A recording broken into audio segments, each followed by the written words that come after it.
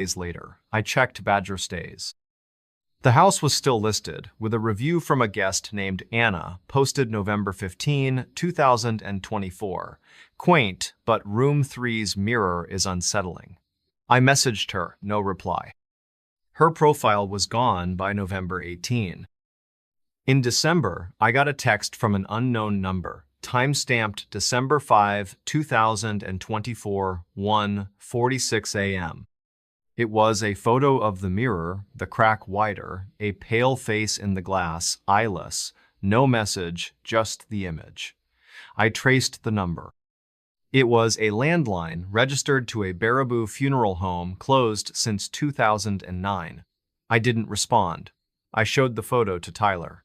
He said it was edited, but he wouldn't look at it twice. I didn't tell him about the dreams me in room 3, the mirror empty, a hand on my shoulder. I drove to Baraboo, December 20, 2024. The house was empty, the Badger Stays listing gone.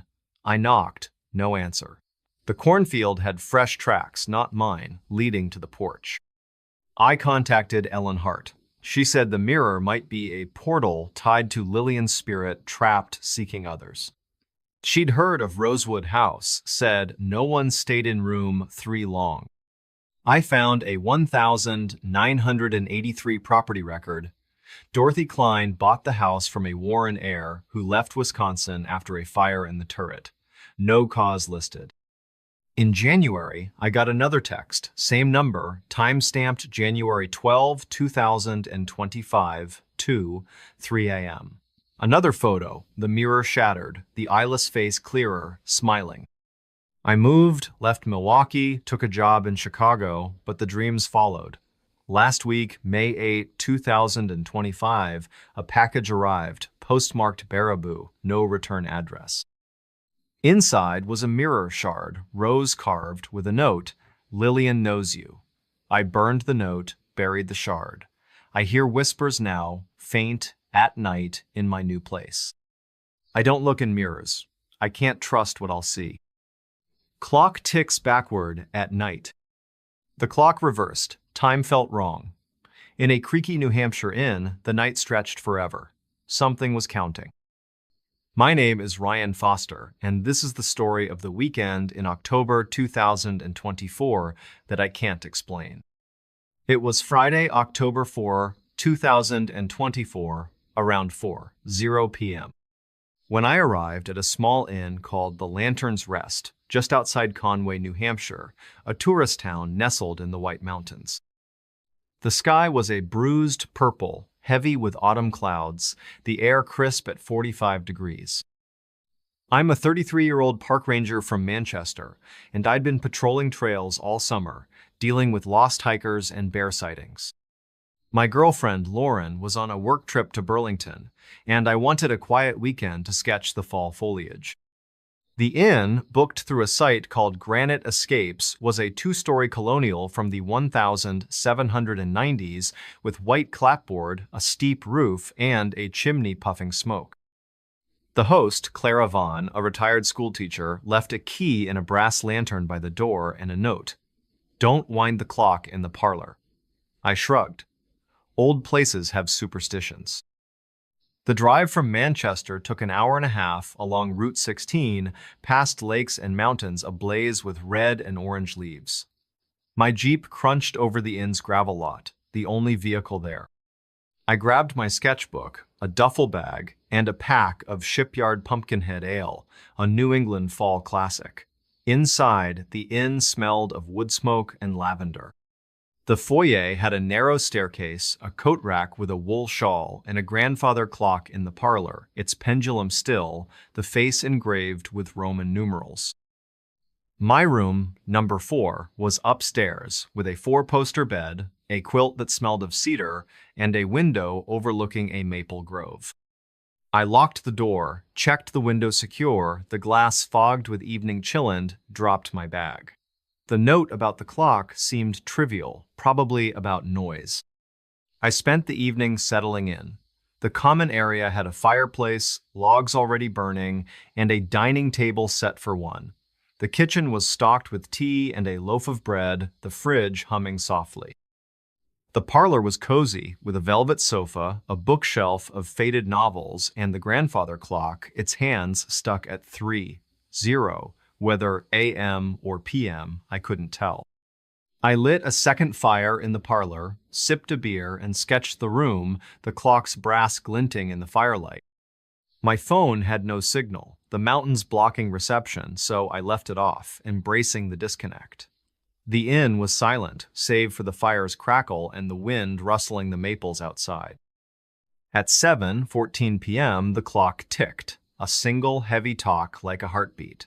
I froze, my pencil hovering over the sketchbook. The pendulum was still, the hands unmoved. Old clocks settle, I thought, gears shifting with the cold. I stood, walked to the clock, and peered at the face. The hands were at 3:0, but the second hand twitched, backward, just once. I stepped back, my boots scuffing the rug. The fire dimmed, though I hadn't touched it. I laughed, a nervous huff, and returned to my sketch. At 7:29 p.m., it happened again. Talk, talk, talk. 3 ticks, slow and deliberate, the second hand jerking backward. I grabbed my phone, recorded a voice memo, time-stamped October 4, 2024, 7:30 p.m., describing the ticks, my voice low. The clock stopped, the parlor silent. I moved to the dining room, away from the clock, and ate a sandwich turkey on sourdoughby candlelight. The wind picked up, rattling the windows, leaves scraping the glass. At 9:06 p.m., the clock chimed, a single deep gong echoing through the inn. I dropped my sandwich, the plate clattering. The clock hadn't chimed before, and it was unwound, the key missing. I ran to the parlor, flashlight on, poker from the fireplace in hand. The hands were at 2:59, backward from 3:0, the pendulum swinging, though no one had touched it. I stopped it with my hand, the brass cold, and the chiming ceased. I recorded another memo, time-stamped 9:07 p.m., my breath audible. When I played it back, there was a whisper, faint, behind my voice. Keep going. I checked the inn, every room, every door.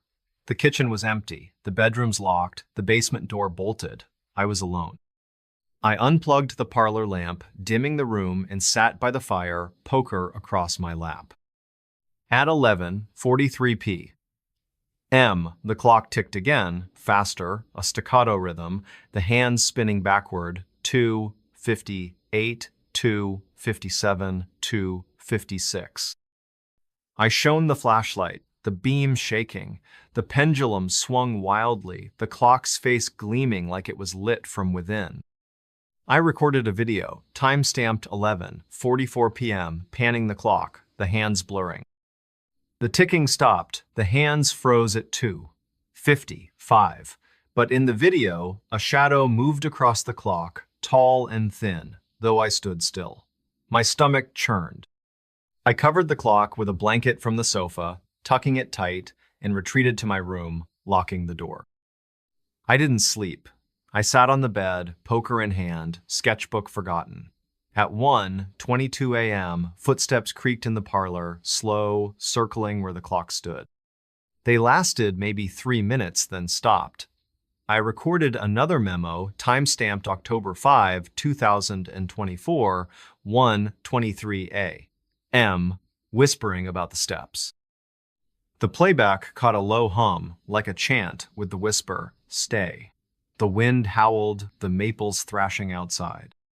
At 3:00 a.m., the clock chimed again, muffled under the blanket, 5 gongs, each heavier than the last. I checked the door locked, the chair I'd wedged under the knob unmoved. Dawn broke at 6:45 a.m., gray and cold. I went to the parlor. The blanket was on the floor, the clock's hands at 2:50, backward again. I took a photo, time-stamped 6:47 a.m., and packed my bag. I was leaving. I drove to Conway, stopped at a diner called Redstone Grill, and asked the waitress, a woman named Beth, about the Lantern's Rest. She knew it, said it was built by a clockmaker, Samuel Hale, in 1792. His wife, Abigail, died in the parlor in 1801 during a fever outbreak. The clock was hers, a wedding gift, never removed. Locals called it Abigail's time, said it acted strange on fall nights. I showed Beth the photo. She paled, said the hands never moved when she visited in September. I emailed Clara, attaching the photo and memos. Her reply came Monday, October 7. Clock's decorative. Don't wind it, no refunds. I didn't respond. Back in Manchester, I couldn't shake it. I searched online. The Carroll County Historical Society had records. The Hale family, Samuel, Abigail, and their son, Ezra, lived in the inn from 1792 to 1805. Abigail's death certificate, dated November 1801, listed fever wasting. A 1802 diary entry digitized mentioned the clock's odd ticking after her death, blamed on grief. A 1954 police report noted a guest hearing chimes at night in the parlor, no cause found. I found a New Hampshire paranormal blog run by a man named Thomas Gray. He wrote about haunted clocks in Conway, including one that ticked backward, tied to a woman's death. No address, but the details matched. I posted on a White Mountains history forum asking about the lantern's rest. A user, Granite Ghost, messaged me. They'd stayed in room 4 in 2021, heard the clock chime at night, saw the hands move backward. They left after one night, found scratches on their suitcase, 3 lines, like scratches from a tool. Their account was deleted 2 days later. I checked Granite Escapes. The inn was still listed, with a review from a guest named Emma, posted October 10, 2024. Charming, but the clock's eerie. I messaged her, no reply. Her profile was gone by October 13. In November, I got a text from an unknown number, timestamped November 6, 2024, 2:19 a.m. It was a photo of the clock, the hands at 2:45, a faint shadow behind it, tall and blurred. No message, just the image. I traced the number. It was a landline, registered to a Conway post office, out of service since 2010. I didn't respond. I showed the photo to Lauren. She said it was a prank, but her voice shook. I didn't tell her about the dreams me in the parlor, the clock ticking, a woman's hand on the pendulum. I drove to Conway, November 22, 2024. The inn was empty, the Granite Escapes listing still active. I knocked. No answer. The maple grove had fresh scratches on a tree, 3 lines, deep and uneven. I contacted Thomas Gray. He said the clock might be a marker tied to Abigail's spirit counting something lost. He'd heard of the lantern's rest, said locals avoided the parlor. I found a 1968 property record. Clara Vaughn bought the inn from a Hale descendant who left New Hampshire after a fire in the attic. No cause listed. In December, I got another text, same number, time-stamped December 8, 2024, 1:55 a.m. Another photo, the clock's hands at 2:40, the shadow clearer with long fingers. I moved, left Manchester, took a job in Portland, Maine, but the dreams followed. Last week, May 6, 2025, a package arrived, postmarked Conway, no return address. Inside was a clock key, brass and dented, with a tag, Lantern's Rest. I burned the tag, locked the key in a safe. I hear ticking now, faint, at night, in my new place. I don't keep clocks, I don't trust time. Door opens to empty room. The door opened, no one entered. In a lonely Colorado lodge, something crossed the threshold. It wasn't human. My name is Mason Reed, and this is the story of the weekend in September 2024 that I can't unsee. It was Friday, September 6, 2024, around 3:00 p.m. When I pulled up to a rustic lodge just outside Estes Park, Colorado, a mountain town at the edge of Rocky Mountain National Park.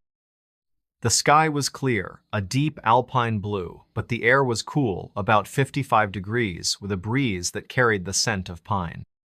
I'm a 35-year-old wildlife biologist from Denver, and I'd been tracking elk populations for months, buried in data and grant proposals. My friend, Alex, was supposed to join me for a weekend of hiking, but he backed out for a family wedding. I went anyway, needing the mountains to clear my head. The lodge, booked through a site called Mountain Haven Rentals, was a log cabin from the 1920s with a stone chimney, a slanted roof, and a porch overlooking a valley. The host, Henry Walsh, a local outfitter, left a key under a rock and a note. "Keep the spare room door closed. It's storage." I figured it was cluttered, maybe unsafe. The drive from Denver took 2 hours, along Highway 36, winding through canyons and past meadows dotted with aspen trees turning gold. My Subaru Outback crunched over the lodge's dirt driveway, the only car in sight. I grabbed my backpack, a sketchpad for field notes, and a cooler with Coors Banquet, a Colorado classic. Inside, the lodge smelled of cedar and ash. The main room had a massive fireplace, a leather couch, and a dining table scarred with knife marks.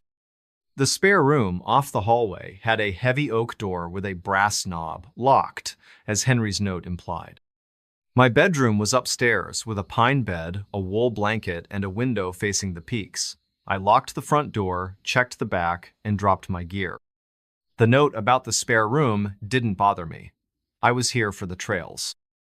I spent the afternoon unpacking. The kitchen had a cast iron stove and a fridge that rattled when it kicked on. The living room had a bookshelf with dog-eared Field, Stream magazines from the 80s, and a radio that only caught static. I lit the fireplace, the logs catching fast, and sat on the couch with a beer, sketching a map of tomorrow's hike. My phone had one bar, enough to text Alex I'd arrived, but I turned it off, craving quiet. The lodge was still, save for the fire's pop and the wind whistling through the valley. The spare room door stayed shut, its knob glinting in the hallway light as I passed to the kitchen. At 6:38 p.m., the door creaked. A slow, grinding sound like wood scraping stone. I paused, my beer halfway to my lips, the fire casting long shadows. The spare room was down the hall, out of sight. Old houses shift, I thought, especially in the mountains. I stood, grabbed a flashlight from my backpack, and walked to the hallway. The door was closed, the knob unmoved. I tried it locked, no give. I pressed my ear to the wood. Nothing, just the wind outside. I laughed, a tight sound, and went back to the couch. But my eyes kept drifting to the hallway, the door's outline barely visible in the firelight. I ate dinner-canned chili heated on the stove in the living room, the radio hissing faintly. The sun set at 7:15 p.m., the valley plunging into darkness, stars sharp overhead. At 8:52 p.m., the door opened. Not a creak, but a deliberate swing, the hinges groaning loud enough to drown the fire's crackle. I grabbed the poker, its iron heavy, and ran to the hallway. The spare room door was wide open, the room dark, no light inside. I shone the flashlight, the beam cutting through dust motes. The room was empty, bare walls, plank floor, no furniture, no storage, just a single window, latched shut. My breath fogged in the cold air. I closed the door, locked it, and wedged a chair under the knob. I recorded a voice memo on my phone, time-stamped September 6, 2024, 8:53 p.m., describing the door, my voice shaking. I stayed in the living room, poker in hand, fire roaring. At 10:27 p.m., footsteps shuffled inside the spare room, slow, dragging, like boots on wood. The chair held, the door shut. I recorded another memo, time-stamped 10:28 p.m., the footsteps faint but clear. When I played it back, there was a whisper, low and guttural. "Come in." My skin crawled. I checked the locks, front and back, and the windows all secure. The night was still, no wind now, the valley silent. At 11:59 p.m., the door rattled, a sharp jolt, like something pushed from inside. The chair slid an inch, the knob twisting. I gripped the poker, my knuckles white, and recorded a video, time-stamped September 7, 2024, 1 a.m., panning the door. The rattling stopped, but in the video, a shadow moved across the door, tall and hunched, though the hallway was empty. My stomach twisted.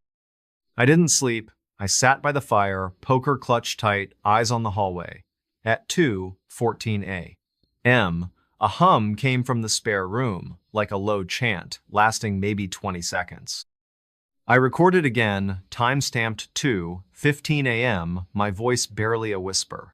The playback caught the hum with a faint laugh, sharp and cold. Dawn broke at 6:30 a.m., the peaks glowing pink. I checked the spare room. The chair was on the floor, the door ajar, the room empty as before. On the floor, scratched into the wood, were 3 lines, shallow but precise, like claw marks. I took a photo, time-stamped 6:32 a.m., and packed my bag. I was done. I drove to Estes Park, stopped at a coffee shop called Kind Coffee, and asked the barista, a guy named Nate, about the lodge. He knew it, said it was built by a trapper, Josiah Burke, in 1923. His son, Elias, disappeared in the spare room in 1935, age 10, during a storm.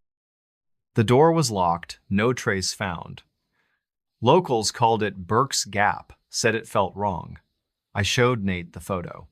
He frowned, said the scratches weren't there when he hiked by in August. I emailed Henry, attaching the photo and memos. His reply came Monday, September 9. Rooms for storage. Keep it closed. No refunds. I didn't argue. Back in Denver, I couldn't let it go. I searched online. The Larimer County Historical Society had records. The Burke family, Josiah, Martha, and Elias, lived in the lodge from 1923 to 1937. Elias's disappearance, reported in a 1935 Estes Park Trail Gazette, mentioned no signs of entry or exit. A 1948 police report noted a guest hearing footsteps in the spare room, dismissed as animals. I found a Colorado paranormal blog run by a woman named Lydia Crane. She wrote about haunted thresholds in Estes Park, including a door that opened to nothing and everything tied to a lost child. No address, but the details matched. I posted on a Rocky Mountain history forum asking about the lodge. A user, Trail Wraith, messaged me. They'd stayed there in 2022, heard the door open at night, saw scratches on the floor the next day, 3 lines. They left after one night, found scratches on their backpack matching the floor. Their account was deleted 2 days later. I checked Mountain Haven Rentals. The lodge was still listed, with a review from a guest named Claire posted September 12, 2024. Cozy, but the spare room's creepy. I messaged her, no reply. Her profile was gone by September 15. In October, I got a text from an unknown number, time-stamped October 7, 2024, 3:02 a.m. It was a photo of the spare room door, ajar, a shadow spilling across the floor, long and twisted. No message, just the image. I traced the number. It was a landline, registered to an Estes Park ranger station, out of service since 2011. I didn't respond. I showed the photo to Alex. He said it was a hoax, but he wouldn't look at it twice. I didn't tell him about the dreams me in the spare room, the door swinging wide, a hand reaching from the dark.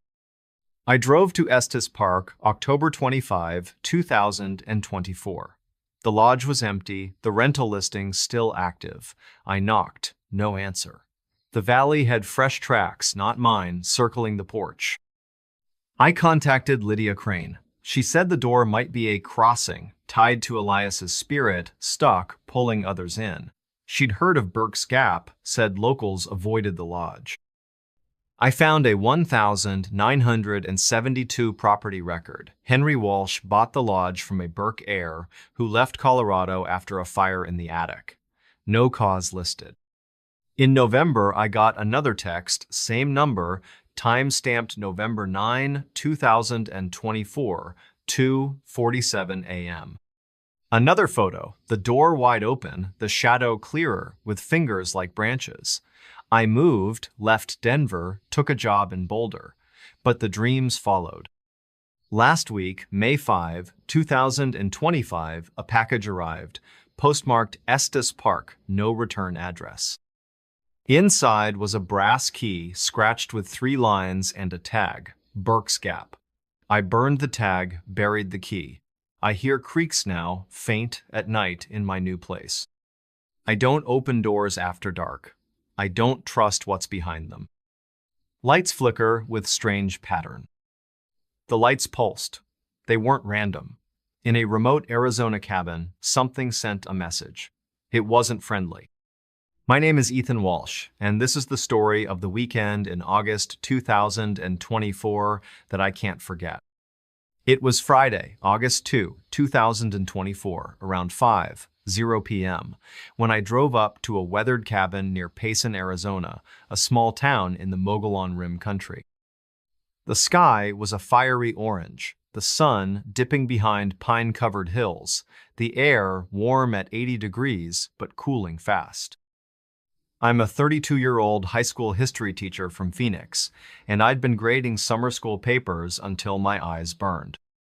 My cousin, Derek, was supposed to come for a weekend of fishing in Tonto Creek, but he got stuck covering a shift at his bar.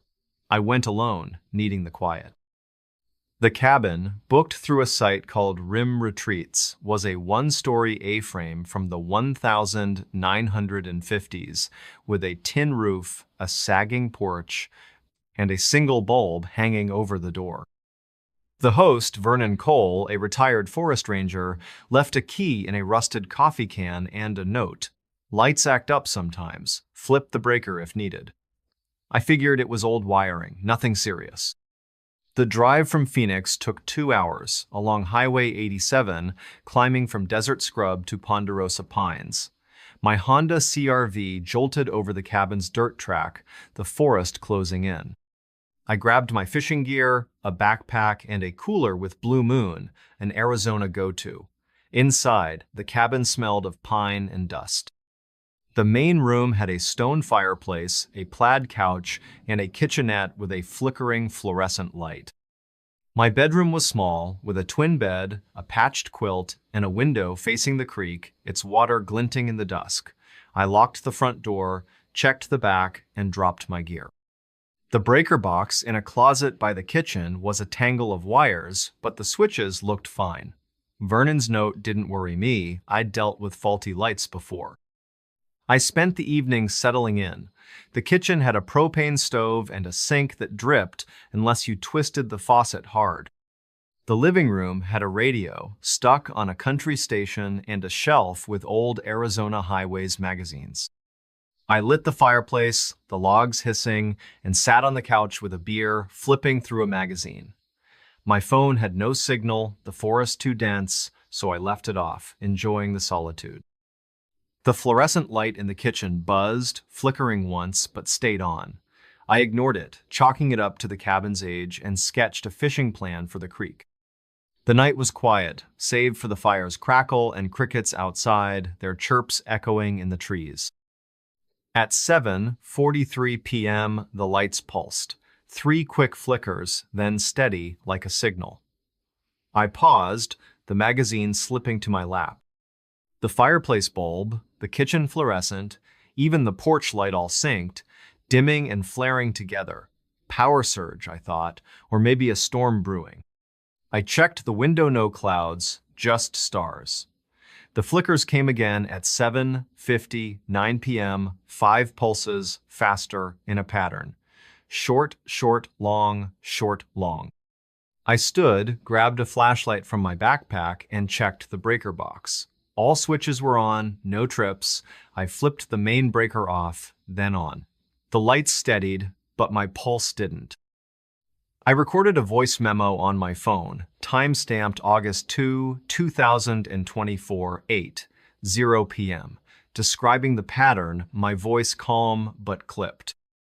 I ate dinner jerky and an appline in the living room, the radio off, the fire low. The air cooled, the creaks murmur louder through the open window. At 9:26 p.m., the lights pulsed again. 7 flickers, a new pattern. Long, short, short, long, short, short, long. I shone the flashlight around the room, the beam steady, but the cabin lights danced, casting shadows that seemed to shift when I didn't move. I recorded a video, time-stamped 9:27 p.m., panning the kitchen and porch. The lights stopped, but in the video, the shadows lingered, forming a shape tall, jagged, like antlers in the wall. My throat tightened. I turned off the lights, relying on the fire and flashlight, and sat on the couch, a poker in hand, eyes on the ceiling. I checked the cabin, every corner, every door. The bedroom was empty, the closet bare, the back porch locked. I was alone. At 8 p.m., the lights turned on, though I'd left the breaker off. They pulsed, 9 flickers, a complex rhythm I couldn't follow. I ran to the breaker box, the switches still down. The air felt heavy, like before a storm, but the sky was clear. I recorded another memo, time-stamped 9 p.m., my voice shaking. When I played it back, there was a hum, low and electric, with a faint voice, "Watch us." My skin prickled. I unplugged the kitchen light, yanked the porch bulb, and piled logs on the fire, the glow my only defense. I didn't sleep. I sat by the fireplace, poker clutched tight, flashlight sweeping the room. At 1:47 a.m., footsteps crunched outside, circling the cabin, slow and deliberate, like boots on gravel. They stopped by the porch, then started again, fading into the trees. I recorded a memo, time-stamped August 2024, 1:48 a.m., whispering about the steps. The playback caught a faint laugh, dry and sharp, not mine. Dawn broke at 6:15 a.m., the creek sparkling, the forest still. I checked the porch, no footprints, just pine needles and dust. But on the door, scratched into the wood, were 3 lines, thin and deep, like a blade's mark. I took a photo, time-stamped 6:17 a.m., and packed my bag. I was leaving. I drove to Payson, stopped at a diner called the Rim Cafe, and asked the server, a woman named Carla, about the cabin. She knew it, said it was built by a miner, Amos Tate, in 1952. His daughter, Lena, died there in 1964, age 12, in a fire that spared the cabin but burned the shed. Locals said the lights acted strange after, like she was signaling. They called it Lena's flicker. I showed Carla the photo. She went quiet, said the scratches weren't there when she delivered firewood in July. I emailed Vernon, attaching the photo and memos. His reply came Monday, August 5. Lights are old, breakers are fine, no refunds. I didn't respond. Back in Phoenix, I couldn't shake it. I searched online. The Gila County Historical Society had records. The Tate family, Amos, Ruth, and Lena, lived in the cabin from 1952 to 1964. Lena's death certificate, dated March 1964, listed smoke inhalation. A 1965 newspaper clipping reported light disturbances at the cabin, blamed on faulty wiring. I found an Arizona paranormal blog run by a man named Victor Salas. He wrote about haunted lights in Payson, including a cabin where flickers formed patterns tied to a child's death.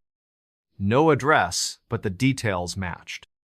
I posted on an Arizona history forum asking about the Tate cabin. A user, Rimwalker, messaged me. They'd stayed there in 2021, saw the lights pulse at night, felt watched. They left after one night, found scratches on their cooler, 3 lines like the door. Their account was deleted 2 days later. I checked Rim Retreats. The cabin was still listed, with a review from a guest named Rachel, posted August 10, 2024. Rustic, but the lights are weird. I messaged her, no reply. Her profile was gone by August 13. In September, I got a text from an unknown number, timestamped September 4, 2024, 2:33 a.m. It was a photo of the cabin's porch, the bulb pulsing, a shadow with antler-like spikes in the frame. No message, just the image. I traced the number. It was a landline, registered to a Payson gas station, closed since 2007. I didn't respond. I showed the photo to Derek. He said it was fake, but his hands shook. I didn't tell him about the dreams me in the cabin, the lights flickering, a figure outside with jagged shoulders. I drove to Payson, September 20, 2024. The cabin was empty, the rental listing still active. I knocked, no answer. The creek bank had fresh scratches on a pine, 3 lines, sharp and uneven. I contacted Victor Salas. He said the lights might be a beacon tied to Lena's spirit, signaling for help or something worse. He'd heard of the Tate cabin, said locals avoided it. I found a 1,979 property record. Vernon Cole bought the cabin from a Tate relative who left Arizona after a fire in the forest nearby. No cause listed. In October, I got another text, same number, time-stamped October 8, 2024, 1:59 a.m. Another photo, the kitchen light pulsing, the shadow closer, its edges sharp. I moved, left Phoenix, took a job in Tucson, but the dreams followed. Last week, May 4, 2025, a package arrived, postmarked Payson, no return address. Inside was a light bulb, cracked, with a tag. Lena's flicker. I burned the tag, buried the bulb. I hear buzzing now, faint, at night in my new place. I don't trust the lights. I keep them off. Welcome to Midnight Mysteries. Let's begin. Whispers call from empty basement. I heard whispers. The basement was empty. In a creaky old house in rural Ohio, something spoke from below. I was alone, or so I thought. My name is Ethan Caldwell, and this is the story of the weekend in April 2024 that I'll never forget. It was Friday, April 5, 2024, around 3:00 p.m. when I pulled into the driveway of a 2-story farmhouse just outside Chillicothe, a small town in Ross County, Ohio. The sky was gray, heavy with the kind of spring clouds that threaten rain but never quite deliver. I'd found the house on Vrbo, a rental platform, listed as a historic retreat for anyone looking to escape the city. I was a high school history teacher in Columbus, burned out from grading papers and parent-teacher conferences. My wife, Jenna, was visiting her sister in Pittsburgh, so I decided to spend the weekend alone, maybe work on a novel I'd been tinkering with for years. The house, built in 1892, had peeling white paint, a wraparound porch, and a basement that wasn't mentioned in the listing. The host, a woman named Diane Miller, left a key under the mat and a note. "Keep the basement door locked. It's unfinished." I didn't think much of it. Old houses have quirks. Before we begin, tell me where are you listening from and what time is it there? The drive from Columbus took an hour, mostly along Route 23, past fields of new corn and faded barns. The house sat on 5 acres, bordered by a thin line of maple trees and a gravel road that led to nowhere. The nearest neighbor was half a mile away, their mailbox barely visible through the haze. I parked my Honda Civic, grabbed my backpack, and stepped onto the porch. The boards groaned under my boots, and the air smelled of damp earth and budding lilacs. Inside, the house was chilly, with high ceilings, scuffed hardwood floors, and furniture that looked like it hadn't been moved since the 1970s.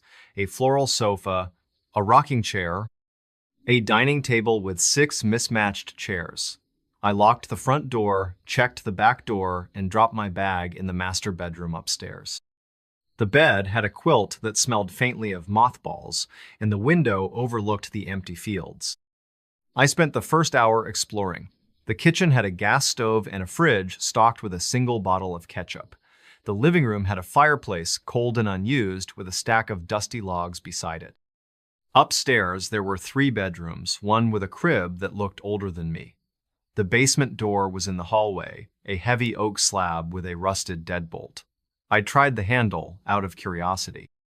Locked, just as Diane's note said. I shrugged and headed back to the living room, where I set up my laptop on the dining table. The Wi-Fi was spotty, so I tethered my phone, opened a blank document, and started typing. The novel was a historical mystery, set in the 1800s, but my mind kept wandering. The house was too quiet, the kind of quiet that makes you notice every sound. At 7:22 p.m., I heard the first whisper. It was faint, like a breath against glass, coming from the hallway. I paused, my fingers hovering over the keyboard. The house was old, probably just pipes or the wind slipping through a crack. I got up, walked to the hallway, and stood by the basement door. Nothing, just the hum of the fridge in the kitchen. I laughed, shook my head, and went back to my laptop. But 10 minutes later, it happened again. This time, it wasn't just a sound. It was a word, soft and muffled, like someone speaking through a wall. Stay. My skin prickled. I grabbed my phone, turned on the flashlight, and checked the hallway again. The basement door was still locked, the deadbolt unmoved. I pressed my ear to the wood. Silence. I told myself it was my imagination, maybe the stress of being alone in a strange house. But I didn't open the door. I moved my laptop to the kitchen, closer to the back door, just in case. The whispers didn't come again that night, but I couldn't focus. I closed my laptop at 10:00 p.m., made a peanut butter sandwich, and sat on the sofa, scrolling through my phone. The cell signal was down to 1 bar, and the weather app predicted rain by midnight. I checked the locks again, front and back, then headed upstairs. The bedroom was colder than the rest of the house, the quilt barely keeping me warm. I left the bedside lamp on, a 40-watt bulb that cast a weak glow across the room. At 11:47 p.m., I heard it again, whispers, clearer now, coming from below, not one voice, but several, overlapping like a crowd murmuring. I sat up, my heart racing. The sound was coming from the basement, through the floorboards. I grabbed my phone, recorded a 10-second clip, and played it back. Static, then a faint, unmistakable word, stay. My hands shook as I saved the file, time-stamped April 5, 2024, 11:48 p.m. I didn't sleep. I sat on the bed, phone in one hand, a pocket knife from my backpack in the other. The whispers stopped around 1:00 a.m., replaced by a faint tapping like footsteps on concrete. It went on for maybe 5 minutes, then silence. I stayed awake until dawn when the first light filtered through the window at 6:15 a.m. I checked the house, starting with the basement door. Still locked, no scratches, no signs of tampering. The rest of the house was empty, the crib upstairs untouched, the kitchen unchanged. I played the recording again. The word stay was clearer in the morning light, but there was something else, a second voice, fainter, saying what sounded like, don't. I packed my bag, ready to leave, but curiosity stopped me. I wanted answers. I emailed Diane at 7:03 a.m., attaching the audio file. I asked if anyone had reported strange noises. Her reply came at 9:12 a.m. Old houses creak. Basement's just storage. Enjoy your stay. I wasn't convinced. I drove to Chillicothe, 10 minutes away, to a coffee shop called Paper City. The barista, a guy named Tyler, knew the house.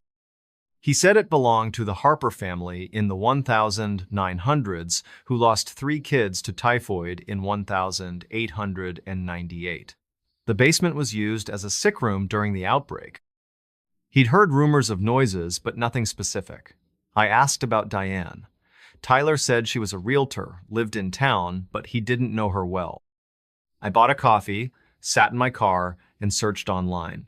The Ross County Historical Society had digitized records. A 1,901 census listed the Harper family, William, Eliza, and their surviving daughter, Clara. The three deceased kids, Amelia, James, and Thomas died in March 1898, aged 7, 9, and 12. No mention of a basement, but a 1,903 newspaper clipping reported a fire in the house contained to the lower level. The cause was unknown. Back at the house, I hesitated. It was 11:30 a.m., and the sky was still gray. I could leave, but I'd paid for 2 nights, and part of me needed to know what was happening. I unlocked the basement door, using a key from a hook in the kitchen. The deadbolt groaned, and the door swung open to a dark staircase. The air smelled of mildew and something sharper, like rust. I used my phone's flashlight, descending 13 steps to a concrete floor. The basement was small, maybe 20 by 20 feet, with bare walls and a single light bulb hanging from a cord. There were boxes stacked in one corner, labeled Christmas and books, and a rusted water heater in another. Nothing else. No furniture, no windows, no signs of life. I tapped the floor with my boot. Solid. I recorded a video panning the room, time-stamped April 6, 2024, 11:47 a.m. As I turned to leave, I heard it. A whisper, clear and close, from the corner with the boxes. Stay. I spun, my flashlight shaking. Nothing. Just the boxes, the bulb, the empty walls. I ran upstairs, slammed the door, and locked it. I didn't leave. I should have, but I stayed, telling myself I'd record more evidence. That night, Saturday, April 6, I set up my phone on a tripod in the hallway aimed at the basement door. I started recording at 9:00 p.m., left the lights on, and sat in the living room with my knife. The whispers started at 10:13 p.m., louder than before, a chorus of voices, some high, some low. I checked the camera. The door was closed, but the handle twitched just once, like someone testing it. I stopped the recording at 10:20 p.m., saved the file, and played it back. The voices were there, saying stay over and over, mixed with don't and something new, a child's voice saying help. My blood ran cold. I grabbed my bag, ready to bolt, but the power cut out. The house went dark, the hum of the fridge gone. Outside, rain finally fell, pattering on the roof. I used my phone's flashlight, checked the breaker box in the kitchen. All switches were on, the power wasn't coming back. I sat in the living room, knife in hand, until 2:00 a.m. The whispers didn't stop. They grew louder, coming through the floor, the walls, like the house itself was speaking. At 2:17 a.m., I heard footsteps again, heavy and deliberate, pacing the basement. I recorded another clip, my voice shaking as I narrated. The footsteps stopped, but the whispers didn't. They followed me upstairs, faint but persistent, even in the bedroom. I locked the door, pushed the dresser against it, and sat on the bed, knife clutched tight. The rain stopped at 4:00 a.m., and so did the whispers. I didn't sleep. At 6:30 a.m., Sunday, April 7, the power was back. I checked the basement door, unlocked, though I'd locked it the night before. I didn't go down. I grabbed my bag, checked the recordings, and left. The driveway was muddy, my tires slipping as I sped away. Back in Columbus, I listened to the clips. The voices were clearer than I remembered, the child's help cutting through the static. I uploaded the files to a cloud drive, time-stamped and labeled. I emailed Diane again, no response. I called Verbo, filed a complaint. They said the host was unreachable and refunded my stay. I couldn't let it go. I contacted the Ross County Historical Society. A volunteer, Margaret, confirmed the Harper family's story. She added something new. Clara, the surviving daughter, died in 1910, aged 19, in the house. Official cause was pneumonia, but rumors said she was found in the basement, clutching a candle with scratches on her arms. Margaret didn't believe in ghosts, but she said the house had a reputation. Locals called it the Whispering Place. I found a Reddit thread about Chillicothe hauntings. A user, Ohio Ghost Hunter, posted in 2020 about staying in a farmhouse on Harper Road. They heard whispers, saw the basement door open on its own, and left after one night. The account was deleted when I checked again. In May 2024, I got a text from an unknown number. It was a photo of the basement, taken from the staircase, showing the boxes and the light bulb. No message, just the image, time-stamped May 3, 2024, 1:12 a.m. I traced the number. It was registered to a Diane Miller in Chillicothe, but the line was disconnected. I drove to Chillicothe, found Diane's office, a small realty firm. The receptionist said Diane retired in January 2024 and moved to Florida. I showed her the photo. She recognized the basement, said the house was sold in March to a developer. It was empty now, slated for renovation. I went back to the house, against my better judgment. It was June 15, 2024, a sunny day, nothing like that rainy weekend. The porch was the same, the paint still peeling. The door was locked, but I peered through the window. The furniture was gone, the floors bare. I walked around back, found the basement access, a pair of storm doors. They were padlocked, but the chain was loose. I didn't go in. As I turned to leave, I heard it. A whisper, faint, from the storm doors. Stay. I ran to my car, didn't look back. I still have the recordings, the photo, the text. I don't play them anymore. My wife thinks I'm paranoid, says it was the house, the isolation. I don't tell her about the dreams. Every few nights, I'm back in the basement, the light bulb swinging, voices all around. I wake up checking my phone, my locks. I quit teaching, took a remote job, moved to a new apartment. But the whispers follow me. Not loud, not clear, but there. In the walls, in the dark, in the quiet. Last week, October 2024, I got a package. No return address, postmarked Chillicothe. Inside was a key, small and brass, with a tag, Harper House. I locked it in a safe, but I haven't slept since. Every night I hear it, a whisper, soft and close. Stay. And sometimes, fainter, help. I don't know what's in that basement. I don't want to know. But I can't shake the feeling it's not done with me. Footsteps echo in dead woods. Footsteps followed me. I was alone. In the dead woods of northern Michigan, something walked behind me. It wasn't human. My name is Daniel Pierce, and this is the story of the camping trip in October 2024 that I'll never escape. It was Friday, October 11, 2024, around 2:00 p.m. when I left Traverse City. The sky was a crisp blue, the kind you only get in fall, with leaves turning red and gold. I was headed to the Manistee National Forest, a sprawling wilderness about an hour south, for a solo camping trip. I'm a freelance photographer, 32 years old, and I'd been feeling stuck, churning out wedding photos and real estate shots. My girlfriend, Megan, was on a work trip in Chicago, and I needed to clear my head. A weekend in the woods, just me, my tent, and my Nikon, sounded perfect. I'd booked a spot at a primitive campsite through the Forest Service, a clearing called Pine Hollow, deep in the forest.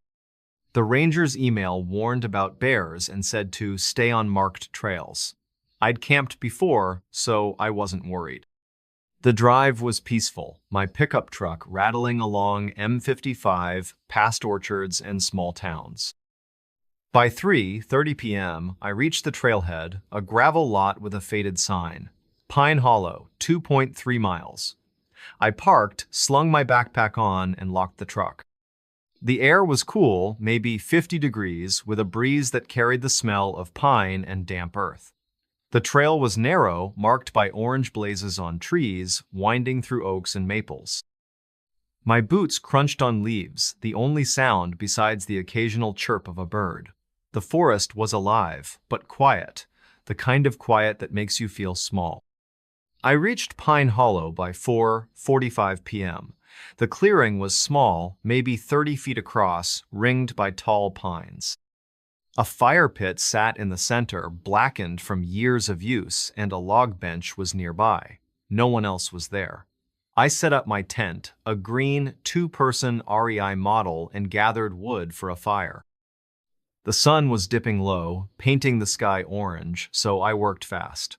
By 5:30 p.m., I had a fire going, the flames crackling as I heated a can of chili on a portable stove.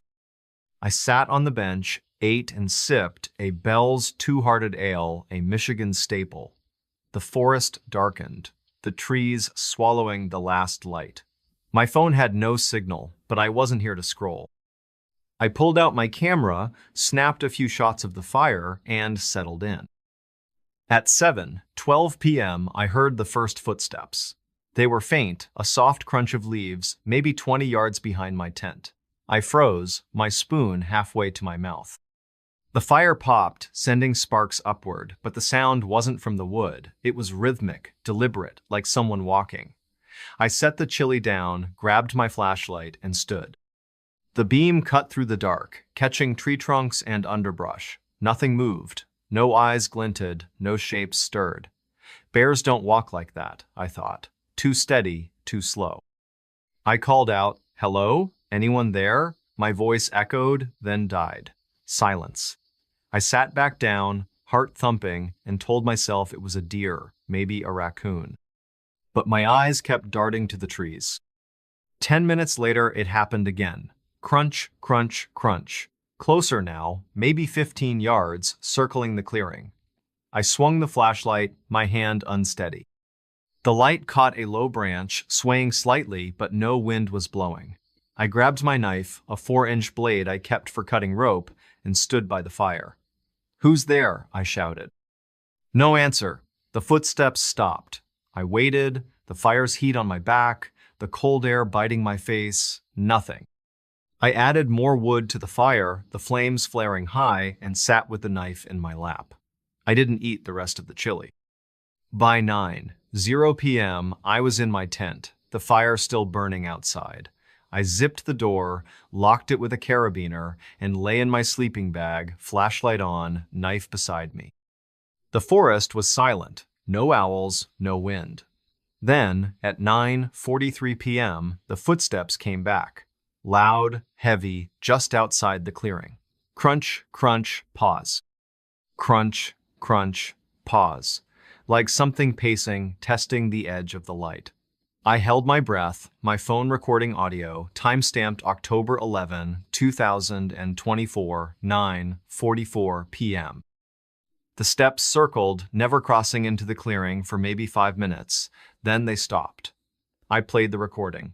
The footsteps were clear, too heavy for an animal, too measured for a stumble. And there was something else. Faint, like a low hum, almost a voice, but no words. I didn't sleep. I sat up, flashlight aimed at the tent door, listening. At 11:17 p.m., the footsteps returned, closer, maybe 10 feet from the tent. I unzipped the door, knife in hand, and shone the light. The fire was low, casting weak shadows, but the clearing was empty. I checked the ground. No tracks, no broken branches. I rebuilt the fire, my hands shaking, and stayed outside, sitting on the bench. The footsteps didn't come again that night, but I felt watched. The air was heavy, like eyes pressing on my back. Dawn broke at 6:50 a.m., gray and cold. I packed my tent, doused the fire, and hiked out. The trail felt longer, the trees tighter, but I didn't hear anything. At the truck, I checked my phone. The audio file was there, the footsteps clear as day. Back in Traverse City, I couldn't shake it. The recording sat on my phone, proof something happened. On Monday, October 14, I emailed the Forest Service, attaching the audio. I asked if anyone had reported strange activity at Pine Hollow.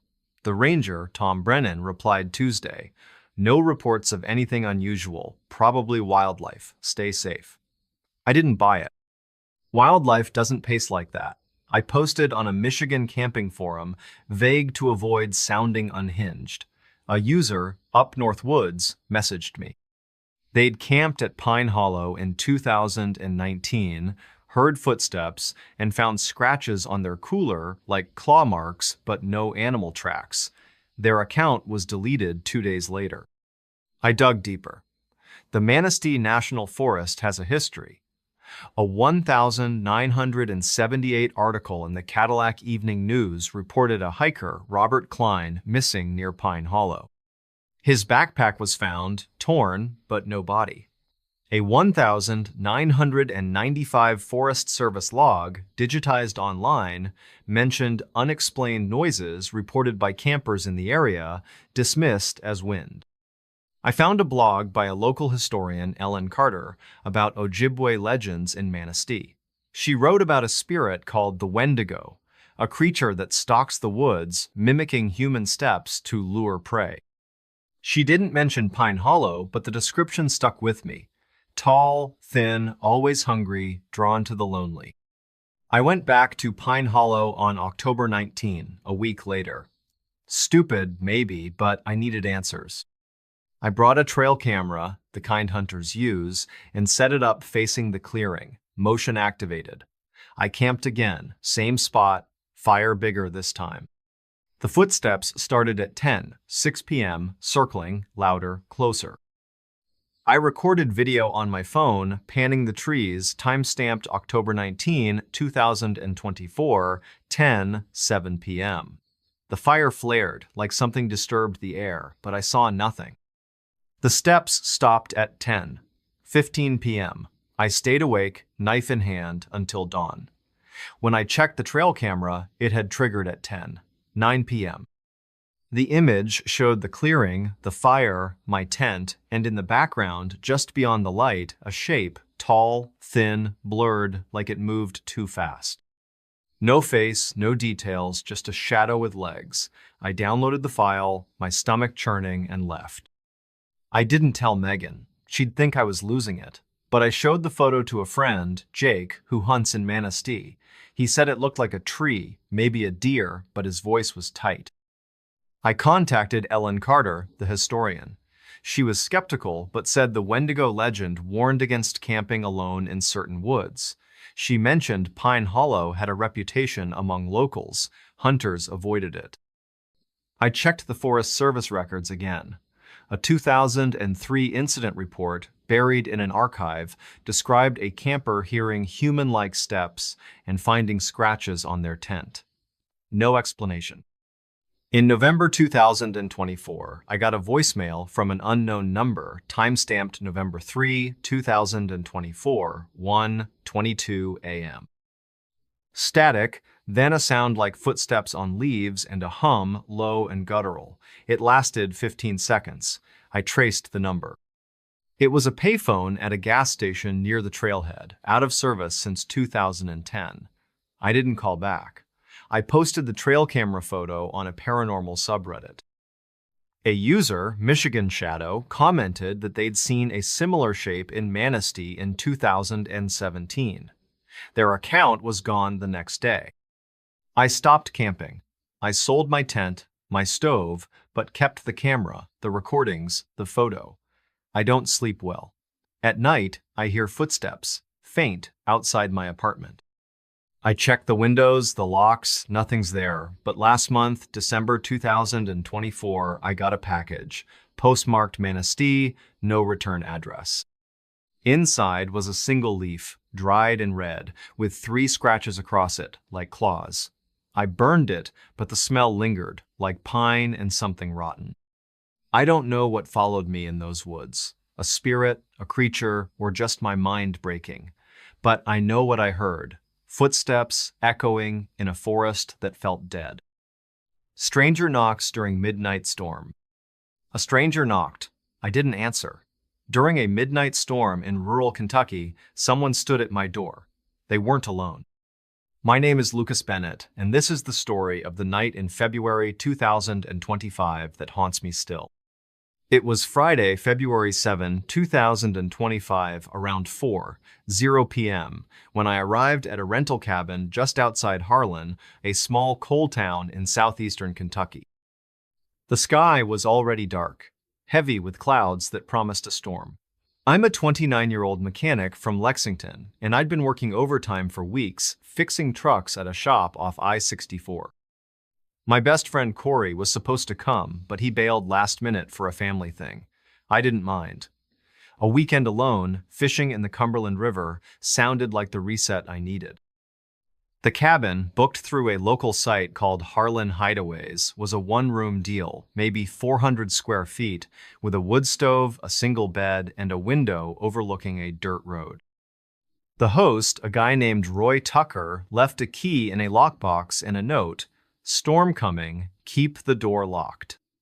I figured he meant for security, Harlan being a quiet town but not without its troubles. The drive from Lexington took 2 hours, winding through the Appalachian Hills on Route 421. The radio faded to static as I climbed higher, the pines closing in. By 6:00 p.m., I parked my F-150 beside the cabin, the gravel crunching under my tires. The air was damp, smelling of rain and coal dust, and the temperature was dropping fast, maybe 35 degrees. I grabbed my duffel, fishing gear, and a cooler with Yuengling beer, a Kentucky staple. Inside, the cabin was warm, the wood stove already lit, embers glowing. The walls were pine, scarred with knots, and the floor creaked under my boots. A lantern sat on a small table next to a radio that only picked up AM gospel stations. I locked the door, slid the bolt, and checked the window. Secure. Outside, the dirt road vanished into the trees, the river a faint shimmer beyond. I spent the evening unpacking, sipping a beer, and listening to the radio's fuzzy hymns. The storm hit at 8:30 p.m., rain pelting the tin roof, wind howling through the hills. I added logs to the stove, the fire casting long shadows on the walls. I wasn't worried. Storms were common here, and the cabin felt solid. I sat on the bed, scrolling through my phone, but the signal was gone, the bars replaced by no service. I switched to a paperback, a Lee Child thriller, and settled in.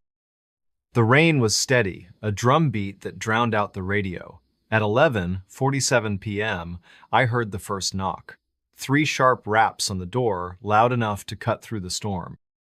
I froze, the book slipping from my hands. The lantern flickered, though no draft touched it. I waited, my breath shallow. The knocks came again, slower, deliberate, thump, thump, thump. I stood, grabbed a tire iron from my tool bag, and moved to the window. The glass was streaked with rain, but I could see the porch, lit by a weak bulb. No one was there. The dirt road was empty, the trees bending in the wind. I checked the door. Locked, the bolt unmoved. "Who's out there?" I called, my voice steady but loud. No answer, just the rain and a low rumble of thunder. I told myself it was a branch, maybe debris from the storm hitting the door, but the knocks were too even, too human. I sat back down, tire iron across my lap, eyes on the door. At 12:03 a.m., it happened again. 5 knocks this time, faster, urgent. I gripped the iron, my knuckles white, and crept to the window. Nothing. No shapes, no lights, just the storm raging outside. I checked my phone, recorded a quick audio clip, time-stamped February 8, 2025, 12:04 a.m. The knocks stopped, but as I played the recording, I heard something else. A voice, faint, muffled by the rain, saying, "Let me in." My stomach twisted. I hadn't heard it live, only on the recording. I double-checked the locks, the window, even the stove's flue. Everything was secure, the cabin was a fortress, but I felt trapped. The storm grew worse, lightning flashing every few minutes, thunder shaking the walls. At 1:22 a.m., the knocks returned, now a steady rhythm like a heartbeat. Thump thump, thump thump. I didn't move. I sat on the bed, tire iron in hand, staring at the door. The lantern dimmed, then flared, casting a shadow on the wall. It wasn't mine. It was tall, thin, with arms too long, moving when I didn't. I swung the lantern, the shadow vanishing. My heart pounded, my mouth dry. I recorded another clip, my voice shaking as I described the shadow, the knocks. The timestamp read 1:24 a.m. When I played it back, the voice was there again, clearer. Let us in. Us. Not me. Us. I didn't sleep. I stayed awake, tire iron clutched tight, listening. The knocks stopped at 2:00 a.m., but the storm didn't. At 3:17 a.m., I heard footsteps, heavy and wet, circling the cabin. They sloshed through the mud, pausing by the window, then the door. I held my breath, waiting for another knock. None came. The footsteps faded, swallowed by the rain. Dawn broke at 6:45 a.m., the storm easing to a drizzle. I checked the porch. No footprints, no marks, just puddles and scattered leaves, but on the door, carved into the wood, were 3 lines, shallow but precise, like a claw's scratch. They hadn't been there yesterday. I took a photo, time-stamped February 8, 2025, 6:47 a.m., and packed my gear. I was done. I drove to Harlan, found a diner called Coal Dust Cafe, and sat with a coffee. The waitress, a woman named Linda, knew the cabin. She said it was old, built in the 1920s for miners, abandoned after a cave-in killed 6 men in 1931. Locals called it Knock Hollow, said it was bad luck to stay there during storms. I showed her the photo. Her face paled. She'd seen similar marks on her uncle's barn in the 90s after a storm. No explanation, just rumors of mountain spirits. I emailed Roy, the host, attaching the photo and audio files. His reply came Monday, February 10. Storms make noises, scratches from wind, cabin's fine. I didn't respond. Back in Lexington, I couldn't let it go. I searched online. The Harlan County Library had digitized records. A 1931 article in the Harlan Enterprise reported the cave-in, naming the miners, Amos Reed, Caleb Holt, and 4 others. Their bodies were never found, the mine sealed. A 1957 police report mentioned a camper hearing knocks at a cabin on the same road, dismissed as vandalism. I found a Kentucky folklore site run by a professor named Clara Vance.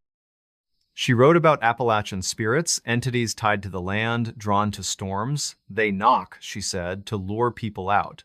If you answer, you're gone. She didn't mention the cabin, but the description fit. I posted on a Kentucky hiking forum asking about Knock Hollow. A user, Coal Country 91, messaged me.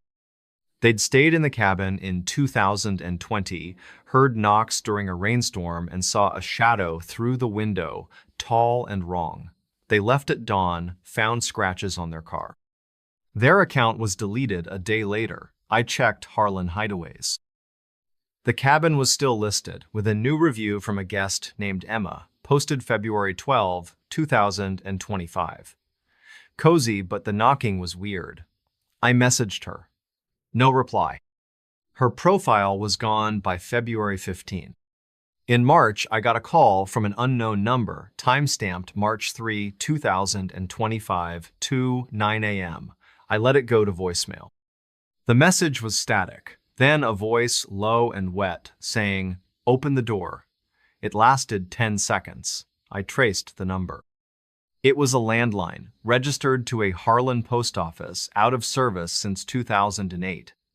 I saved the voicemail, didn't call back. I showed it to Corey. He laughed, said it was a prank, but he wouldn't listen to it twice. I drove to Harlan again, March 15, 2025. The cabin was empty, the lockbox still there. I didn't go in. I walked the road, found the river, swollen from spring melt. By the bank, half buried in mud, was a rusted miner's helmet, the kind used in the 30s. I left it, my skin crawling. Back home, I contacted Clara Vance. She said the spirits might be the miners, trapped, angry, tied to the storm's energy. She'd heard of Knock Hollow, said no one local rents it. In April, I got another voicemail, same number, timestamped April 10, 2025, 1:33 a.m. Static then, we're waiting. I didn't sleep that night. I moved my bed away from the window, started locking my apartment door twice. I quit the forum, deleted my posts. But last week, May 9, 2025, a package arrived, postmarked Harlan, no return address. Inside was a single key, rusted, with a tag, Knock Hollow. I burned the tag, locked the key in a safe. I hear knocks now, faint, at night, even in Lexington. I don't answer. I never will. Doll blinks in dark attic? The doll blinked. I saw it. In the attic of an old Maine house, something stared back at me. It wasn't alive. My name is Nathan Hayes, and this is the story of the weekend in January 2025 that changed how I see the dark. It was Friday, January 10, 2025, around 3:00 p.m., when I pulled up to a 3-story Victorian house in Brunswick, Maine, a coastal town about 30 miles from Portland. The sky was heavy, gray with snow clouds, the air sharp enough to sting my face. I'm a 34-year-old freelance writer, mostly for travel blogs, and I'd been grinding through deadlines all winter. My partner, Emily, was in Boston for a conference, and I needed a quiet place to finish a piece on New England history. The house, rented through Airbnb, was a 19th century relic, with gabled windows, peeling green paint, and an attic listed as storage only. The host, Margaret Ellis, a retired librarian, left a key under a flower pot and a note. Stay out of the attic, it's cluttered. I figured she meant it was a mess, maybe unsafe. Old houses have rules. The drive from Portland took 40 minutes, along Route 1, past frozen marshes and lobster shacks closed for the season. My Subaru crunched over the snowy driveway, the house looming like a forgotten painting. It was 10 degrees outside, the kind of cold that makes your boots squeak. I grabbed my backpack, laptop, and a bag of groceries, coffee, bread, a 6-pack of Allagash White, a Maine staple. Inside, the house smelled of wax and old books. The foyer had a creaky staircase, a chandelier missing half its crystals, and wallpaper curling at the edges. The living room was cozy, with a brick fireplace, a sagging couch, and a coffee table piled with National Geographic magazines from the 80s. I locked the front door, checked the back, and dropped my stuff in the second-floor bedroom. The bed had a brass frame, the quilt thick but faded. A window overlooked the backyard, where a bare oak stood alone, its branches clawing the sky. I spent the first hour settling in. The kitchen had a gas stove and a kettle that whistled like a scream. The dining room had a long table, 8 chairs, and a portrait of a stern woman in a black dress, probably from the 1800s. The attic door was on the 3rd floor, a narrow panel with a brass knob, locked, as Margaret's note implied. I didn't try it. I lit the fireplace, the logs catching fast, and set up my laptop on the dining table. The Wi-Fi was weak, but my phone had a signal, so I tethered it and started writing. The house was quiet, save for the fire's crackle and the occasional groan of the pipes. Outside, snow began to fall, soft and steady, blanketing the yard. At 6:18 p.m., I heard a thump. It came from above, sharp, like something heavy falling. I paused, my fingers on the keyboard. Old houses shift, I told myself, especially in winter. Ice on the roof, maybe. I kept writing, but 10 minutes later, another thump, softer, followed by a faint scrape like wood on wood. I stood, grabbed my phone, and climbed to the 3rd floor. The attic door was still locked, the knob cold under my hand. I pressed my ear to the wood. Nothing. Just the wind outside whistling through the eaves. I laughed, a nervous huff, and went back downstairs. But I couldn't focus. The house felt different, like it was watching. I moved my laptop to the living room, closer to the fire. At 8:47 p.m., I heard it. A click, soft but clear, from the attic. Not a thump, but deliberate, like a latch opening. I froze, my beer halfway to my lips. The fire popped, but the sound wasn't from the logs. I grabbed a poker from the fireplace, its iron heavy, and went back to the third floor. The attic door was ajar, just an inch, the lock unlatched. My stomach dropped. I'd checked it hours ago, locked tight. I pushed the door open, phone flashlight on, and shone the beam up a narrow staircase. Dust motes floated in the light, the air thick with mildew. Hello? I called. My voice echoed, unanswered. I climbed, the steps creaking, and reached the attic. It was a low, cramped space, maybe 20 by 30 feet, with slanted beams and a single dormer window frosted over. Boxes lined one wall, labeled Christmas and clothes, next to a steamer trunk, rusted shut. A rocking chair sat in the corner, its cushion torn. And there, on a small table, was the doll.